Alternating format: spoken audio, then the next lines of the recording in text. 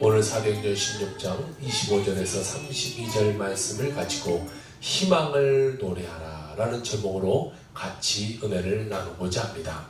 기독교는 영원한 새벽의 종교이자 희망의 종교입니다. 나라 경제가 요즘 어렵습니다. 또 때로는 육체적인 아픔이 다가오고 환경적인 문제가 우리에게 다가옵니다. 우리를 살 수 없을 것 같은 그 절망의 억누름 가운데 우리를 때로는 몰아넣는 그런 절망의 밤이 다가오게 됩니다. 그러나 우리가 알아야 될 것은 희망의 새벽은 곧 다시 온다라는 거예요. 우리 삶이 늘 어려움 가운데 늘 문제 가운데 있을 것 같지만 반드시 하나님의 축복 가운데 우리는 좋은 일이 일어나게 되어 있습니다. 예수님께서도 십자가에서 죽음을 당하셨지만 안식일 다음날 새벽에 주님은 부활해 나셨고 하늘로 올라가시게 됩니다. 죽음은 그 앞에 있다라는 것, 이것은 두려움이죠. 떨리죠. 예수님도 죽기를 원하지 않으셨어요.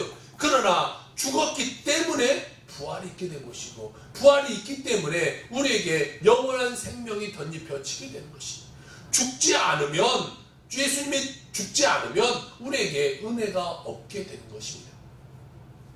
우리가 여러 가지의 고통이 처합니다. 현재 괴로움이 있습니다. 그러나 여러분 반드시 그것을 지나고 나면 그것이 축복의 길인 것을 깨닫게 되게 될 것입니다. 그러니까 지금 어렵다고, 지금 문제 있다고 그 절망 가운데 빠져 살 이유가 없다는 것이 희망의 새벽을 바라보는 여러분 되시길 주의 이름으로 축복합니다. 우리는 절대 긍정의 믿음을 가지고 희망을 노래하면서 인생을 살아가야 됩니다. 오늘가 말씀 가운데 같이 볼 것은 첫 번째, 옥에 갇힌 바울에 대해서 말씀드리려고 합니다. 사도 바울은 제2차 전도 여행 때 그는 에베소라는 곳에 가서 정착해서 말씀을 전하고 싶어 했어요.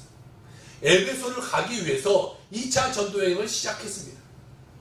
그런데 에베소의 근처까지 왔을 때 그가 밤의 꿈에 환상을 봅니다. 마게도냐 사람 한 사람이 와서 야, 이리로 좀 건너와서 우리를 좀 도와달라 그래요. 소아시아 지역에 있는 에베소에서 자기는 정착하려고 그러는데 유럽에 있는 마게도냐에서 자기를 부르는 소리를 듣고 그게 하나님의 음성인 것을 알고 자기가 가고 싶어하는 곳을 놔두고 하나님의 뜻을 따라 자기가 원치 않았던 이 마게도냐로 가게 됩니다. 자기 뜻과 전혀 상관없는 곳으로 가게 돼요. 그곳에 도착했을 때 자주색 옷감 장사 누디아라는 여인을 만나게 됩니다. 이 자주색 옷감은 아주 부한 사람만이 입을 수 있는 옷이에요. 우리나라 조선시대에 봐도 왕의 옷은 따로 있어요. 뭐 양반들이 입는 옷도 따로 있어요.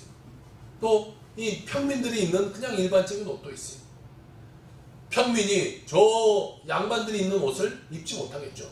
뭐 돈이 없어서도 못 입겠죠. 마찬가지예요. 이때에 이 자주색 옷감을 입을 정도의 사람은 굉장히 높은 위치에 있는 사람들만이 이 옷을 입을 수 있어요. 왜냐하면 이 자주색 물감을 내면, 요즘이야 뭐 여러 가지 물감으로 염색을 하면 되겠지만 그때는 뿔소라에서 나오는 그 피와 같은 뭐 조금 나오는 그런 색깔의 염료가 나온다고 해요. 그래서 그것을 가져다가 실을 한 올 한 올 거기서 빼서 염색을 하기 시작합니다. 그리고 그것으로 옷감을 만들어요. 그러다 보니까 옷감이 굉장히 비싸요. 고가의 옷감이 돼요. 그것으로 옷을 만들어 입을 정도니까 부한 사람이 아니고서는 그것을 사서 입을 수가 없어요. 자, 그것을 파는 누디아도 부자였을 것입니다. 그리고 그것을 사 입는 모든 사람들도 다 부한 사람이에요. 자, 이 부자 루디아를 하나님이 만나게 하고 루디아의 가정이 하나님을 믿게 됩니다. 그리고 또 다른 한 사람을 지나가다 만나는데 가면서 보니까요, 이 귀신 들려 점치는 여인 한 사람을 만나요. 가면서 보니까 이 귀신이 들렸어요. 너무 불쌍해요. 그래서 나사렛 예수 명하는 귀신은 떠나가라 라고 말하고 귀신을 쫓아줬어요. 그 귀신 들렸던 사람은 너무 좋아했을 거 아니겠어요. 그런데 화난 사람 하나가 있었어요. 그 사람은 바로 이 귀신 들려 점치는 이 여종의 주인이었어요. 그 여자가 점치는 것을 가지고 돈을 자기가 챙겼는데 이 여인이 이제 귀신이 떠나가니까 점을 못 치니까 수입원이 끊어지자 바울과 신라를 가다 감옥에 가둬버렸어요. 했어요. 당시에 이 헬라 사회는 로마 황제 글라디오에 의해서 유대인 박해가 아주 심했던 시기예요. 유대인이 로마에서 살지 못하도록 로마 추방령이 그곳에 내려져 있고 반유대주의적인 감정이 고도되어 있던, 그러니까 로마 시민들에게 이 유대인들은 별로 탐탁지 않은 그러한 사람들의 모습이었어요. 특히 이방 종교를 전하는 것, 이것은 법으로 딱 금지해놨어요. 그런데 바울과 신라는 먼 유대교를 가지고 와서 하나님이라는 것을 여기다 갖다 전해요. 그러니까 로마 사람들이 볼 때는 이것은 이단 사설을 지금 전하고 있는 거예요. 자기가 믿는 지금 우상과 다른 이야기를 하고 있는 것이. 그래서 이 사람을 이단 사설을 퍼뜨렸다라고 말하고 빌립보 성을 소란케 하고 미풍양속을 해쳤다라는 제목으로 붙들려서 그 자리에서 로마 관리에게 엄청난 채찍질을 당하게 되고 그들을 가져다가 감옥에다 가두게 돼요. 당시에 로마 하급 이 군인들은 이 몽둥이를 하나 갖고 다녔습니다.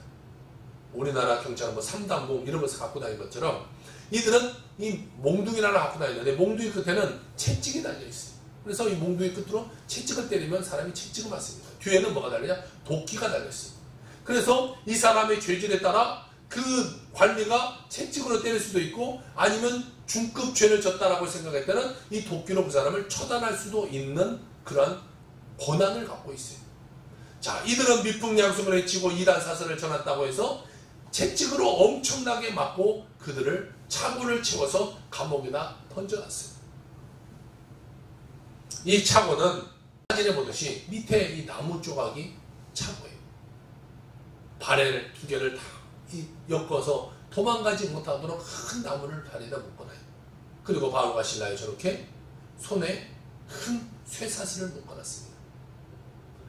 처음에 이 널판지 같은 무거운 나무가 발에 이렇게 묶일 때는 처음에는 별로 이것이 아프거나 힘들지는 않아요. 왜 가만히 있으면 되니까. 그러나 그것을 조금 차고 있으면 점점점 다리가 아파와서 나중에는 다리를 마비될 정도의 이 아픔이 옵니다. 이 남성분들은 군대를 갔다 와서 할 거예요. 군장을 메고 행군을 할 때 처음에 군장을 메면 가뿐합니다. 웬만합니다. 그런데 그렇게 메고 몇십 킬로를 가다 보면 나중에는 이 군장이 내 어깨를 억눌러요. 너무 짓눌러요. 총이 하나가 별로 몇 킬로그램 나가지도 않아요. 그런데 총을 하나 들고 나가는데요. 나중에는 이 총이 얼마나 무거운지 몰라요. 이 총 하나 들기가 너무 버거울 정도로 이 총이 무거워요. 자, 저들의 저 큰 나무짝 통학을 다리다 묶어놨어요. 처음에는 별 볼 일 없이 안 아팠다가 나중에는 이것이 엄청난 아픔이 돼요. 제가 예전에 아파서 병원에 누워있을 때 병원에서 누워서 다리를 전혀 움직이지 못해요. 발가락도 움직이지 못해요. 수술해놓고 나니까 이 다리를 전혀 움직이고 고관절부터 밑에까지 아예 못 움직여요. 그리고 까딱도 못하니까 이걸 발을 그대로 놔두는데 이것이 몇 시간씩 때로는 하루 종일 다리가 움직이지 않을까요? 제가 이 만유의 인력이 그렇게 센지를 그때 알았어요. 땅이 당기는 힘이 얼마나 아픈지 뒤꿈치가요. 이게 아픔이 아픈 정도를 정말 넘었어요. 이 뒤꿈치가 정말 떨어져 나갈 정도로 아파요. 가만히 그냥 올려놓는데 다른 것도 아무것도 안 하고 그냥 올려놓는데도 침대 위에 올려놨는데도 이게 막 다리가 너무너무 정말 아파서 살 수가 없어요. 그때마다 이 엄마가 이 간호했을 때 엄마 좀 밤에도 깨워 좀 일어났는데 이 다리 좀 주물러요. 이 뒤꿈치가 터져나갈 것 같으니까. 여러분 병석에 누워있는 사람들 보세요. 가만히 누워있으면 별로 힘들지 않을 것 같지만 오랫동안 누워있으신 보면 이만 등에 다 욕창이 나서 살이 다 썩어져 가잖아요. 그 뼈가 짓누르는 그곳에 이 살이 다 썩어 들어갈 정도로 아픈 거예요.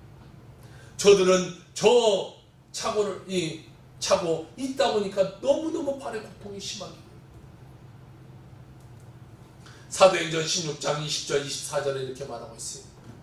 많이 친 후에 옥에 가두고 간수에게 명하여 든든히 지키라니 그가 이러한 명령을 받아 그들을 깊은 옥에 가두고 그 발을 차고에 차고 든든히 채웠더니 그들의 발에 이 엄청난 무거운 것을 채워놨어요. 그들은 나중에 풀어줘야 다리에 감각이 없어서 걷지도 못할 정도의 무거움이 있습니다. 복음을 전파하고 귀신을 쫓아내준 죄밖에 없잖아요. 생각해보세요. 여러분이 바울과 실라라고 생각해보세요. 여기 지금 마게도니아에 오고 싶지도 않았어요. 이 빌립보라는 지역에 오고 싶지도 않았어요. 그들은 에베소라는 곳에 가고 싶어서 이 2차 전도여행을 시작했는데 하나님의 명령으로 빌립보에 왔어요. 빌립보에 와서 자기들이 잘못한 거 아무것도 없어요. 예수님을 전하고 귀신 들린 자를 쫓아내준 죄밖에 없는데 그들이 이 채찍에 맞아 감옥에 들어갔어요. 여러분이라면 이곳에서 어떠한 삶을 살겠어요? 어떠한 말을 하겠어요? 어떠한 생각을 하고 있겠어요? 아, 행복하다. 나 예수님 전하다가 이렇게 채찍 맞고 이 감옥에 와서 손발 다 묶이고 있으니까 너무 행복하다. 그렇게 말하겠어요? 여러분이 전도하다가 누가 지나가다가 뭐 침이라도 한번 뱉었다고 해보세요. 누가 지나가다가 뺨이라도 한번 때렸다고 해보세요. 가만히 있겠어요? 이들은 오직 예수님의 명령을 듣고 전하다가 감옥에 가서 이제 언제 죽을지도 모를 그런 상황 가운데 처해 있어요. 사실 하나님의 일을 열심히 했으니까 그들에게는 후한 상이 일어나죠. 상급이 주어져도 정말 감지덕지지 않아요.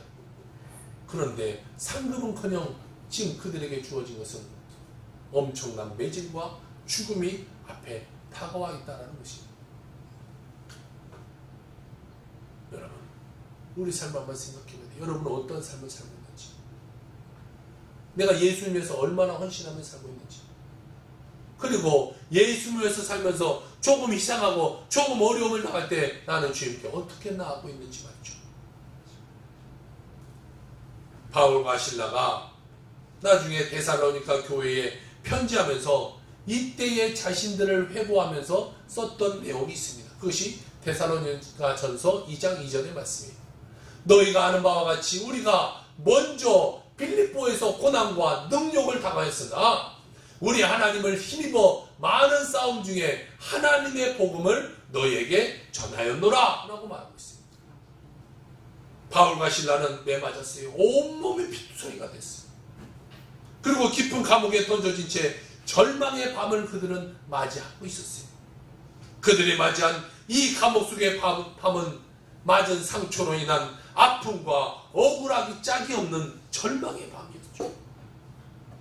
여러분, 우리 인생도 이 바울과 실라가 당한 것처럼 어려움이 다가올 수 있어요.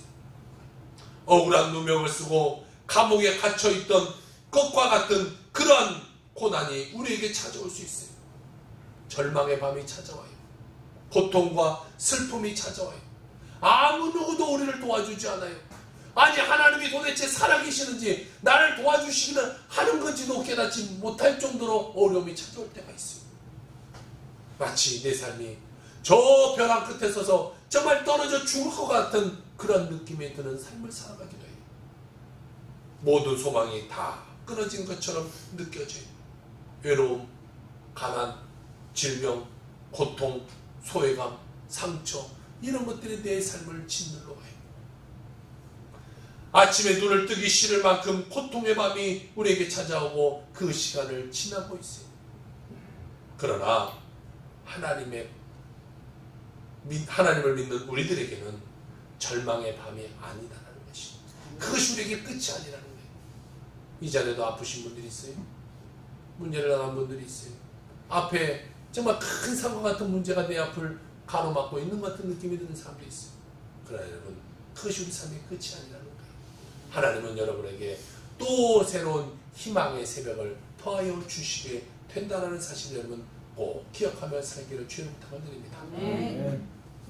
그러므로 우리는 어떤 절망이 와도 주저앉아서는 안 돼요. 쓰러져 있어서는 안 돼요. 문제 해결자 되신 하나님을 믿고 그 하나님께 나갈 수 있는 자가 되어야 되는 것입니다. 우리에게 다가오는 그러한 절망의 밤은 오히려 반드시 희망과 새로운 감격의 통로가 되게 될 것이라는 것입니다. 여러분, 그것을 믿는 여러분 되시길 주의 부탁을 드립니다. 절망은 절망으로 끝나지 않아요. 반드시 희망으로 우리에게 다가오게 되게 되는 것입니다. 번째로, 한밤중에 부른 노래에 대해서 말씀드리려고 합니다. 빌립보 감옥에서 절망의 밤을 맞은 바울과 실라는 충분히 하나님을 원망할 수 있는 상황이었어요. 여러분 같으면 원망 안 하겠어요? 아마 저 같아서 원망할 수도 있을 것 같아요. 도대체 내 삶이 이게 뭐냐? 내가 왜 감옥에 들어와 있어야 되냐? 원망하겠죠. 하지만 그들은요, 하나님을 원망한 대신에 무엇을 했냐? 하나님을 찬양하고 하나님을 기도했다라는 것이, 그것이 바울과 우리와 다른 점이에요. 우리는 원망할 만한 일이 있으면 원망해. 어려움이 찾아오면 절망해. 만약에 내가 죽을 병에 걸렸어요. 문제가 다가와요. 나는 모든 것을 다 놓으려고 해요. 희망이 없어요. 그러나 이 사도 바울은 거기서 무엇을 보냐? 희망의 하나님을 바라보면서 지금 그 순간 찬양하고 감사하고 기도하고 있다. 여러분, 어려움이 찾아오거나 절망 가운데 빠지지 말고 하나님을 바라보며 감사 찬송할 수 있는 여러분 되시길 주의 이름으로 축복합니다. 바울과 실라의 몸은 비록 갇혀 있어요. 그리고 발에는 차고를 차고 손은 이 쇠사슬에 묶여서 아무것도 할 수 없는 상황이었어요. 그러나 그들의 심령은요, 하늘에 있고 그들을 위로하고 있는 하나님께 그 심령이 다 있었다라는 거예요. 여러분, 우리의 삶은요, 현실을 바라봐서는 안 돼요. 여러분의 모든 삶 현실을 바라보세요.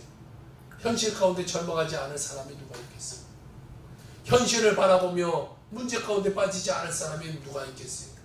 다 우리 현실은 어렵고 힘들고 문제돼요. 그러나 그 가운데 현실을 바라보는 것이 아니라 눈을 들어 하나님을 바라보는 자, 그런 자는 반드시 희망을 맞게 되어지게 되는 것입니다. 우리도 절망의 밤을 만날 때가 있어요. 그럴 때 원망과 불평하지 말고 바울과 실라처럼 찬양하고 감사하는 여러분의 신앙인이 자라는 여러분의 삶이 되기를 부탁을 드립니다. 시편 119편 62절에는 이런 말씀이 있네요. 내가 주의 의로운 규례들로 말미암아 밤중에 일어나 주께 감사하리다. 할렐루야. 어려움에 처해있지만, 문제에 처해있지만 그 가운데 일어나 하나님께 감사하겠다라는 거예요. 옥중에서도 주님께 부르짖어 기도하고 큰 기쁨으로 찬양한 바울과 실라의 그 기도는 하늘의 보좌를 움직이기 시작했어요. 기도하지 않았더라면, 찬양하지 않았더라면 그들에게 전혀 기적은 일어나지 않습니다. 그러나 그들이 절망 가운데, 문제 가운데 있지만 그것에서 기도하자 하늘의 보좌가 움직여요. 하나님이 그 기도에 응답해요. 여러분, 어떤 문제가 여러분을 찾아왔어도 절망하고 열매하지 말고 하나님께 기도하면요, 반드시 하나님이 여러분의 삶 가운데 축복해 주시게 된다는 거예요. 하나님의 마음을 움직일 수 있는 기도가 여러분 가운데 드려져야 되는 거예요. 문제가 있다고, 어려움이 있다고 기도하지 않고 손나버리는 삶은요, 하나님의 은혜를 받지 못해요. 그러나 그 절망 쪽에 있어도 누가 봐도 저 사람은 원망할 수밖에 없는 그 상황 가운데 있을 때 하나님을 찬양한다. 하나님이 감동해서 하나님이 그 삶을 반드시 축복해 주게 되는 것입니다. 기도와 찬송은요, 문제 해결의 지름길이 되는 거예요.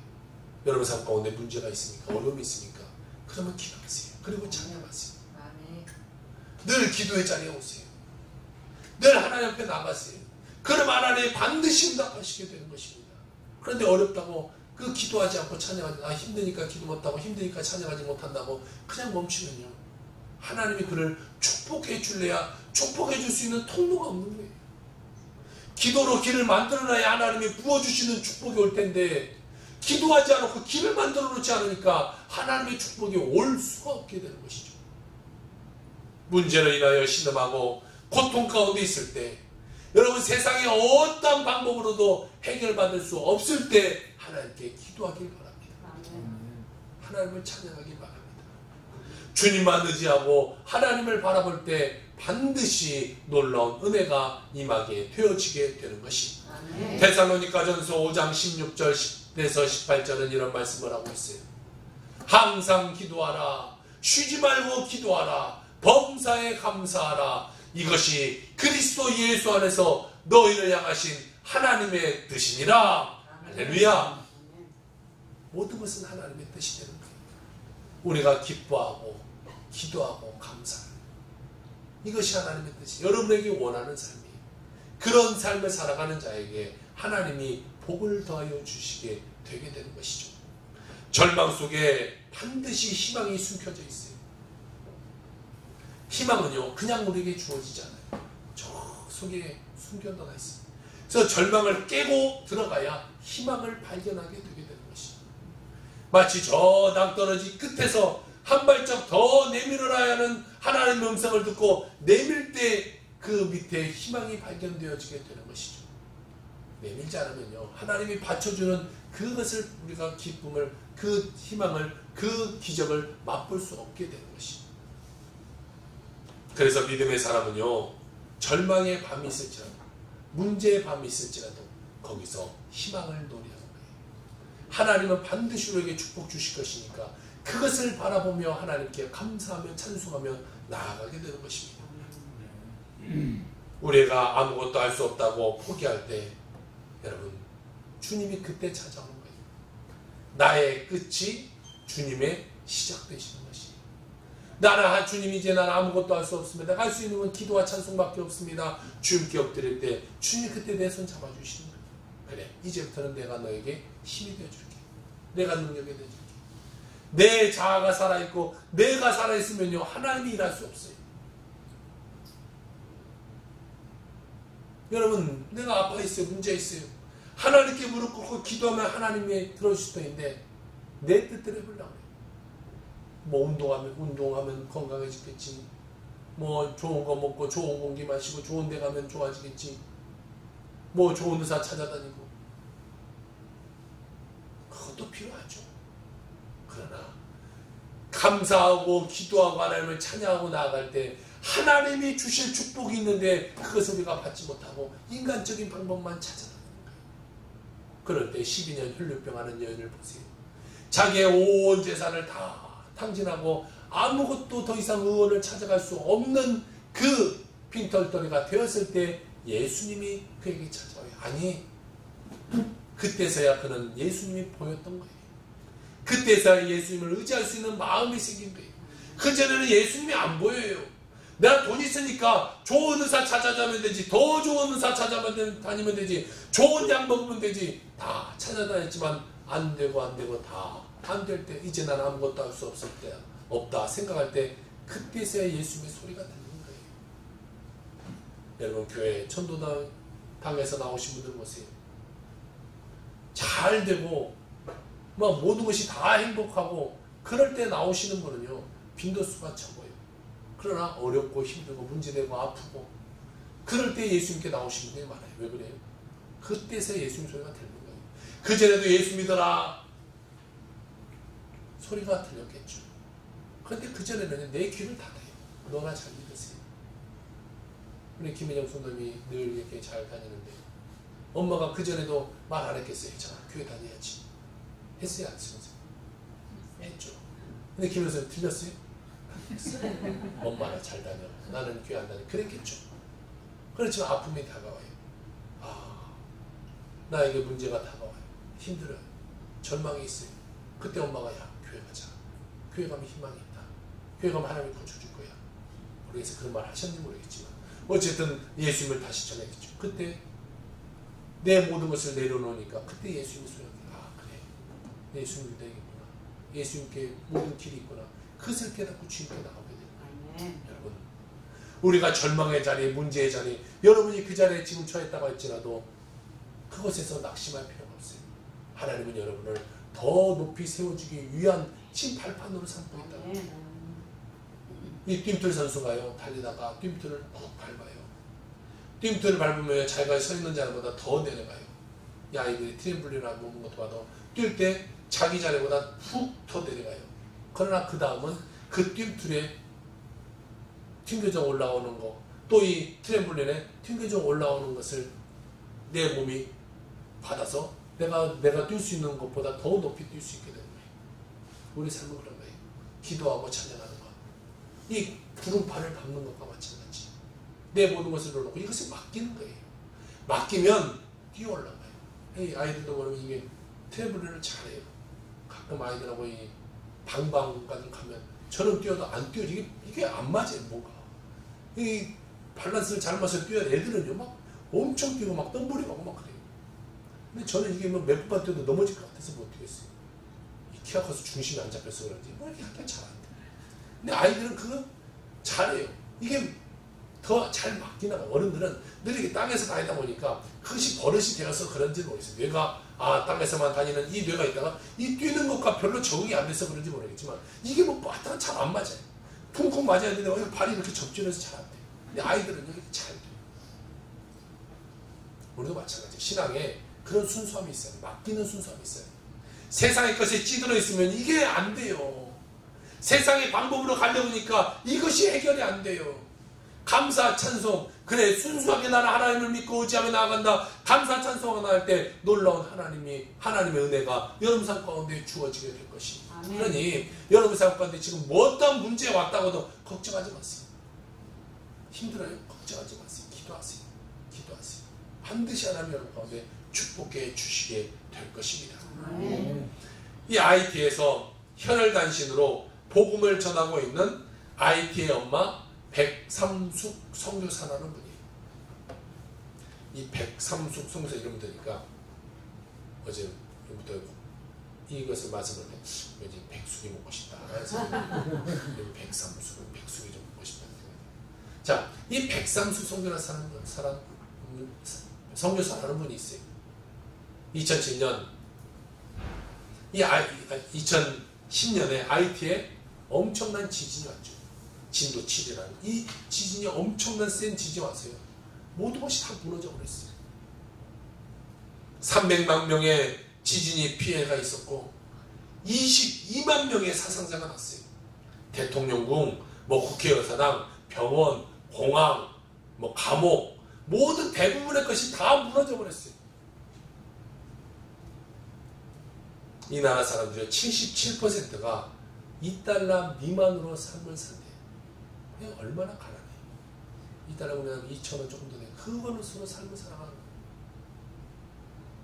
그들이 무엇을 먹냐? 진흙을 구워서, 너무 애들이 배고프니까 진흙을 구워서 진흙 쿠키를 먹어요. 그냥 허기만 넣어. 그게 뭐 영양분은 없겠지만 그냥 허기만 달리는 거죠.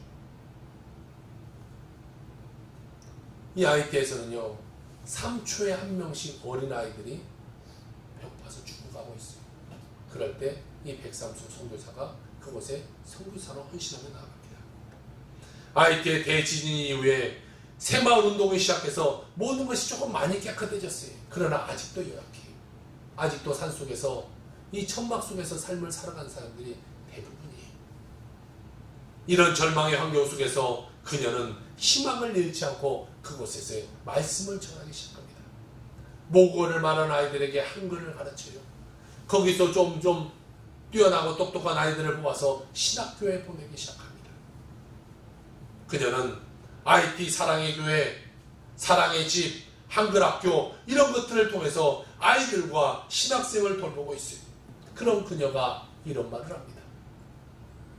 오랫동안 가난에 찌들려 꿈과 희망이 없는 아이들에게 예수의 사랑으로 기르고 교육시켜 IT의 교회를 세우기 시작하면 주위 환경이 변하고 IT 전체가 변할 것이라는 믿음으로 나아갔습니다. 그랬더니 언제부터인가 저희 집에 사는 아이들뿐 아니라 현재 목회자들도 저를 엄마라고 부르기 시작했습니다. 그때부터 나는 IT의 엄마가 되겠노라고 다짐했습니다. IT 지진 이후 부두교가 성행해 목회자와 그 가족들이 표적이 되어 많이 죽음을 당하기도 했습니다. 이제는 그들이 장기를 팔아넘기는 일까지 하고 있습니다. 이 죽음보다 더한 절망의 상황 속에서도 계속해서 복음을 전하며 하나님께서 함께해 주심으로 IT 전체가 변화될 것을 믿고 오늘도 저는 IT를 누비며 희망을 전합니다. 라고 말을 해요. 그녀는 이 먼 곳 정말 지구 반대편인 이 IT에 가서 선교하다가 2017년 급성폐혈증이 와서 하나님의 품으로 안기게 됐어요. 여러분, 우리 가운데 절망이 다가오고 문제가 다가올지라도 그녀처럼 희망을 바라볼 줄 아는 여러분의 삶이 되길 주의 이름으로 부탁을 드립니다. 꿈과 희망을 버리는 자가 되어서는 안 돼요. 절망, 어려움 누구에게나 올 수 있어요. 그러나 꿈이 없고 희망이 없는 자는 하나님을 만나지 못하게 되는 것입니다. 마지막 세 번째로 하나님의 구원의 역사에 대해서 같이 은혜를 나누고자 합니다. 한밤중에 옥중에서 큰 기쁨으로 찬양한 바울과 실라의 찬송은 빌립보 감옥의 옥토를 뒤흔들기 시작했어요. 지진이 일어나 옥문이 열리고 죄수들이 차고 있던 이 차고가 다 풀어지고 손에 묶어있던 모든 쇠사슬이 다 풀려나갔어요. 사도행전 16장 26절 이렇게 말하고 있어요. 이에 갑자기 큰 지진이 나서 옥토가 움직이고 문이 다 열리며 모든 사람의 매인 것이 다 벗겨진지라. 할렐루야. 이 말씀을 보면서 제가 생각했어요. 지진도 필요하구나. 우리에게는 이는 필요 없는 것들을 왜 하나님 만드셨을까 생각했는데 지진도 필요하구나.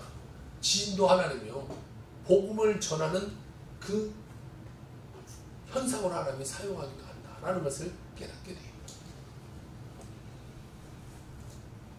그들이 바울과 실라가 찬양하고 감사의 기도를 올릴 때 하나님의 놀라운 은혜가 그들에게 임합니다. 기적이 일어나요. 여러분, 찬양과 감사의 기도는요 이렇듯 기적을 만드는, 지진이 일어나서 모든 것이 다 풀려져 나가요.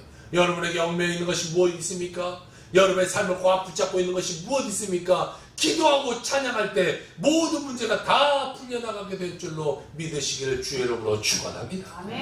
고난 중에 드리는 기도와 찬양은 절망의 감옥을 뒤흔들기 시작하고 닫혔던 문들이 열리게 되고 우리를 묶고 있던 모든 결박이 다 풀려져 나가게 되게 되는 것입니다. 너는 하나님의 메시지라 라는 이 책이 있어요. 이 저자가 정성자 권사님인데 발달장애 아들이 태어나면서 겪게 되는 그 고통과 그 고통 속에서 피어난 소망을 노래하고 있는 책이 간증문으로 쓴 책이 바로 저 책이에요. 5살부터 그녀는 피아노를 치기 시작했어요. 그래서 서울대 음대를 나오고 피아노과를 졸업한 후에 결혼을 하게 돼서 처음으로 이 미국 땅을 밟기 시작합니다. 그녀의 남편은 41개의 직업전문대학과 2개의 종합대학을 운영하는 캐나다 최고의 교육그룹 CGI 정문영 회장입니다. 자, 이런 가정 가운데 아이가 태어나죠. 이 부인 권사님은 세계를 누리며 활발히 활동하는 시온선교 합창단의 상인주의자인 삶을 살아가요. 그러니까 여러분 무슨 부족함이 있겠어요? 전문대학이 41개, 종합대학이 2개나 갖고 있는 사람이 남편이고 자기는 세계적으로 다니는 그 합창단의 지휘자니까 부러울 게 없어요. 문제가 없어요. 가만히만 있어도 우리가 볼 때는 행복할 것 같아요. 그런데 그녀에게 발달장애 아들이 태어납니다. 자폐가 있고 간질기가 있어요. 아들 이름이 조셉인데 그 조셉으로 인해서 오랜 세월 고통과 애달음이 있었어요. 아이가 이렇게 태어나면 얼마나 힘들겠어요. 이 집이 무슨 걱정 근심이 있겠어요. 그런데 그 아이 하나로 문제가 되기 시작해요. 그런데 2012년 조셉이 수영장에서 갑자기 사고를 당하고 32세의 일기로 세상을 떠나게 됩니다. 자, 그렇게 힘들게 키운 아이가 다 이제 커갔는데 그때 아이가 떠나요. 갑작스런 아들의 죽음을 막다툰 상실감. 그녀는 심연의 깊은 고통과 절망 속에 빠져들기 시작합니다. 하지만 그녀는요, 인생의 목적은 하나님을 찬양하는 데 있다. 이 말씀을 딱 붙잡아요. 내가 지금 힘들고 어렵지만 나의 삶을 하나님을 찬양하는 데 사용해야 돼. 내가 좀 어렵고 힘들다고 해서 하나님을 원망하고 내 삶을 원망하는 삶을 살아서는 안 돼. 나는 하나님을 찬양해야 돼 라는 말을 믿음을 가졌어요. 그리고 그는 감사하고 찬양하고 나갑니다. 그때 지금까지 아들 조셉만을 바라보았지만 이제는 세상의 모든 장의 아들을 아들로 삼으라 라는 하나님의 메시지가 그녀 안으로 싹 흘러들어오기 시작했어요. 그래, 내 이제는 내 아들 조셉뿐 아니라 세상의 사람들을 세상에 이릅니다.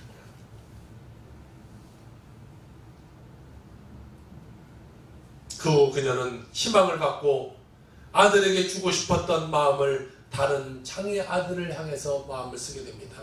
그리고 만든 것이 이 조스 테이블이라는 커피 전문점이에요. 세계적으로 있는 조스 테이블인데 여기는 우리나라 신사동인가에 있는 지점이에요. 자, 이것을 만들어서 이제 여기에는 어렵고 힘든 그런 자기 아이와 같은 아이들이 와서 희망을 발견할 수 있는 장소로 삼아요. 이것은 아이들이 떠난 빈자리에 장애인들을 섬길 목적으로 세워진 조스 테이블은 발달 장애우들의 고용의 기회를 제공받고 그들이 자립하는 터전이 되게 됩니다. 뿐만 아니라 이것이 국경과 모든 분야를 초월한 다양한 공로를 인정받게 돼요. 그래서 2013년 미국 오바마 대통령 봉사상을 받게 됩니다. 그리고 2014년 WW Weeding Our World라는 상을 수상받게 돼요. 그녀는 이 조스 테이블을 통해 장애인이면 누구나 가치를 지니고 있다는 사실을 세상에 널리 알리고 싶었어요. 큰 지진이 났습니다. 옥토가 움직이고 옥문이 열리기 시작했습니다. 간수가 깨어서 보니까 옥문이 다 열려 있어요. 깜짝 놀라서 다 이 사람들이 도망간 줄 알고 내가 자살하겠다고 생각하고 자살하려고 했어요. 왜냐하면 당시에 로마법에는 내가 지키고 있는 간수가 도망가면 그 죄를, 이 죄인이 도망가면 그 죄를 간수에게 물었어요.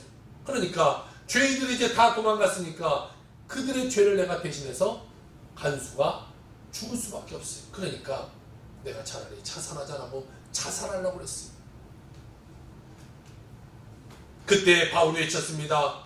내 몸을 상하게 하지 말라. 우리가 여기 있다, 여기 있다. 야야, 죽지마, 죽지마. 우리 여기 있으니까 걱정하지 말고, 야, 죽지마, 죽지마. 그렇게 말했어. 로마 시민권을 가진 이 바울은요, 로마법을 너무나 잘 알죠. 자기가 여기서 도망가면 이 죄의, 이 간수가 죽는다는 것을 너무나 잘 알고 있었어요. 그래서 그는 도망가지 않았어요. 자신의 생명이 위급했지만 그보다 자신을 섬기는 이 자신을 지키는 이 간수의 생명이 더 중요하게 여겨졌던 거죠. 그래서 그들은 탈출하지 않았어요.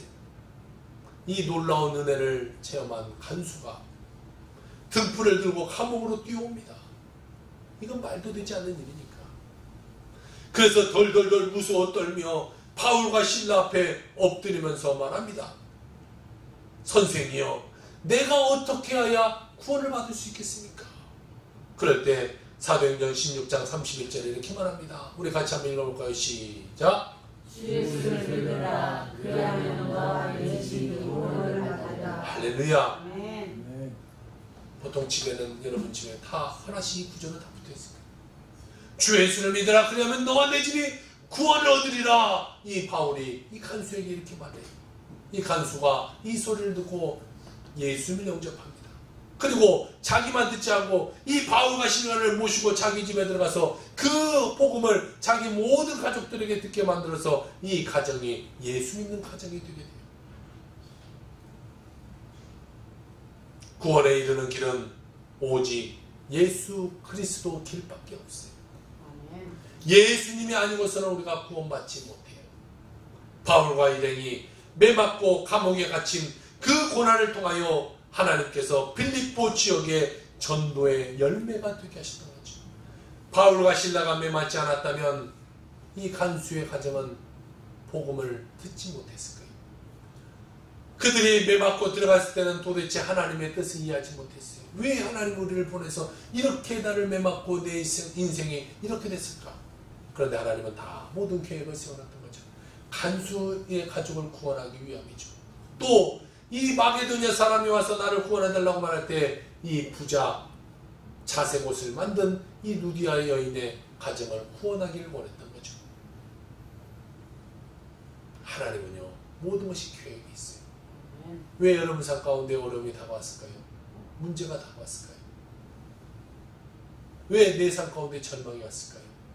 지금 보면 그것이 고통이고, 지금 보면 도대체 하나님이 살아계시는지 알 수 없는 것처럼 느껴지지만, 반드시 여러분의 그 모든 문제 가운데 기도하고 모든 문제 가운데 찬송할 때 하나님 응답이 있게 될 것이고, 그 응답이 있는 하나님의 축복을 보면서 나중에 다시 볼 때, 그래, 내 아픔이 있었기 때문에 내 삶의 지밀은 축복이 있게 되었다는 것을 깨닫는 날이 반드시 오게 되어지게 되는 것입니다. 아멘. 하나님은요, 반드시 계획이 있어요. 아멘. 반드시 계획이 있어요. 그 루디아의 가정, 이 루디아는 부자였잖아요. 제가 한번 생각해 봤는데, 이 루디아가 그 차색 옷으로, 옷감으로 이 팔았던 사람이니까 바울에게도 옷 한 벌 양복 쫙 입혀서 이 멋있게 만들어서 입혀주지 않았을까 생각이 들어요. 왜? 자기가 갖고 있는 것이 그거니까. 그리고 그 많은 부를 가지고 바울과 신라를 섬기고, 또한 많은 전도 가운데 큰 힘이 되게 됩니다. 이 간수장의 가정, 그 가정이 힘이 되게 돼요. 이 루디아의 가정, 간수장의 가정이 주축이 되어서요, 빌립보 교회가 세워지게 된 거예요. 빌립보 교회는 초대교회에 엄청난 영향을 크게 미친 교회죠. 그리고 선교에 큰 일을 감당한 교회가 되게 되었어요. 그러므로 우리는, 여러분 가족 중에 믿지 않는 자가 있습니까? 혹시 여러분의 주위에 믿지 않는 자가 있습니까? 그러면 내가 믿는 자다운 모습을 보여야 돼요. 바울과 신라처럼 어려운 중에서도 감사 찬송할 수 있는 모습을 보여주는 자가 돼야 돼요. 그래야 우리 가정의 인원들이, 또 내 사회 인원들이 나를 바라보면서, 야, 저 사람 뭔가 다르구나, 나도 저 사람이 믿는 예수를 믿어야겠다고 생각하게 되어지는 것입니다.